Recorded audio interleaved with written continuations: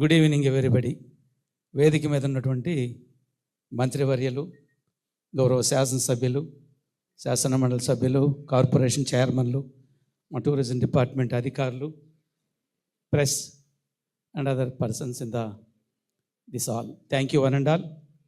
ఈరోజు విశాఖ ఉత్సవాలు, దాంతోపాటు అనకాపల్లి ప్రత్యేకంగా ఒక 10 రోజుల ఉత్సవాలు జరుపుకోవడం చాలా ఆనందదాయకమైన విషయం. గౌరవ ముఖ్యమంత్రి చంద్రబాబు నాయుడు గారు ఈ రాష్ట్రాన్ని దేశంలోని ఒక టూరిజం డెస్టినేషన్గా తయారు చేయడానికి, ప్రజలకు కావలసినటువంటి ఆహ్లాదకరమైన పరిస్థితులు కల్పించడానికి, వివిధ ప్రాంతాల ప్రజల మధ్య ఉండేటువంటి సంస్కృతి సంబంధాలని ఒకరికొకరు తెలుసుకొని మంచి కల్చర్ని పెంపొందించుకోవటం, స్నేహ బాంధవ్యాలను పెంపొందించుకోవటం, ప్రాంతాల నుంచి ఒక ప్రాంతం నుంచి ఒక ప్రాంతం వచ్చే ప్రజల యొక్క అలవాట్లు తెలుసుకోవటం, ఒక మంచి చక్కటి సాంప్రదాయక సంస్కృతి అలవాట్లు చేసుకోవటం, ఇవన్నిటినీ ఆంధ్ర రాష్ట్ర ప్రజలకు తెలియజేయాలి.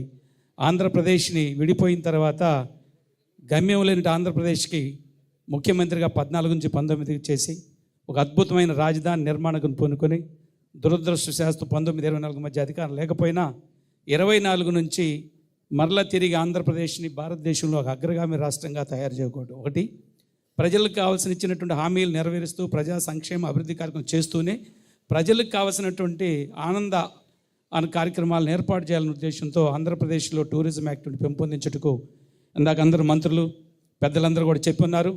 ఇటీవల విజయవాడలో జరిగినటువంటి ఆవకాయ కార్యక్రమం కానీ, ఫ్లెమింగో ఫెస్టివల్ కానీ, అదేవిధంగా ఈ ప్రత్యేకించి ఆంధ్రప్రదేశ్లోనే ఈ టూరిజం యాక్టివిటీస్ బ్రహ్మాండంగా బాగా ఉండేది విశాఖ, అరకు ఈ ప్రాంతాల్లో.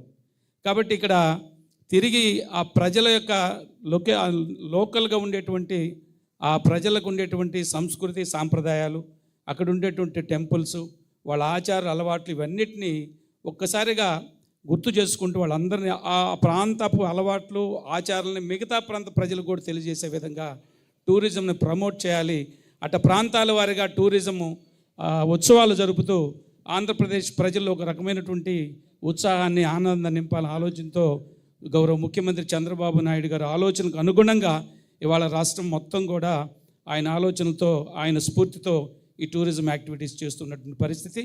భవిష్యత్తులో కూడా ఆంధ్రప్రదేశ్ ఇలా టూరిజం అభివృద్ధి చేసుకుంటూ దేశంలోని ఒక అగ్రగామి రాష్ట్రంగా అభివృద్ధిలో కావచ్చు, సంస్కృతి సంప్రదాయాల్లో కావచ్చు, ఇలాంటి టూరిజం యాక్టివిటీస్లో కావచ్చు, ఆంధ్రప్రదేశ్ని ముందుకు తీసుకెళ్లే క్రమంలో ఇలాంటి కార్యక్రమాలు జరుగుతున్నాయి. ఈ కార్యక్రమాలను విజయవంతం చేయాలని, ఈ కార్యక్రమం అందరూ సమన్వయం చేసుకుని ఎవరికి వారుగా నాకేం పట్టిందని కాకుండా అందరూ కలిసికట్టుగా ఎక్కడైనా చిన్న చిన్న కమ్యూనికేషన్ గ్యాప్ ఉన్నా కూడా దాన్ని గ్యాప్గా తీసుకోకుండా ఎవరి పాటికి వాళ్ళు, ఏదైతే బాబు గారు ఈరోజు కూడా చూడండి, ఆయన ఎక్కడో ఇతర దేశాల్లో ఈ యొక్క ఇన్వెస్ట్మెంట్స్ కోసం పనిచేస్తున్న క్రమం, ఈ వయసులో కూడా నిత్యం అభివృద్ధి కోసం రాష్ట్రాన్ని ముందుకు తీసుకెళ్ళాలి.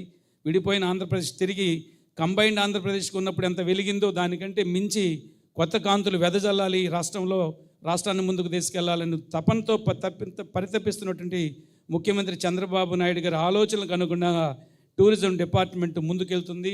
ఆ ముందుకెళ్తూ ప్రజలకు కావాల్సినటువంటి సౌకర్యాలు, ప్రజలకు ఆనందాలని కల్పించడం కృషి చేస్తుంది. దీనికి మనం అందరం కూడా కలిసికట్టి విశాఖ ఉత్సవాలని, అదేవిధంగా అనకాపల్లి ఈ ప్రాంతంలో జరిగేటువంటి ఈ ఉత్సవాలను విజయవంతం చేయాలని, విజయవంతం చేస్తానికి ప్రతి ఒక్కరు ముందుకు వస్తాను ఆశిస్తూ thank you one and all. Thank you sir, thank you so much. నా హానరబుల్ హోమ్ మినిస్టర్ వి అనిత గారిని మాట్లాడాల్సిందిగా కోరుకుంటున్నాము. అనిత గారు, మీరే అనిత గారు.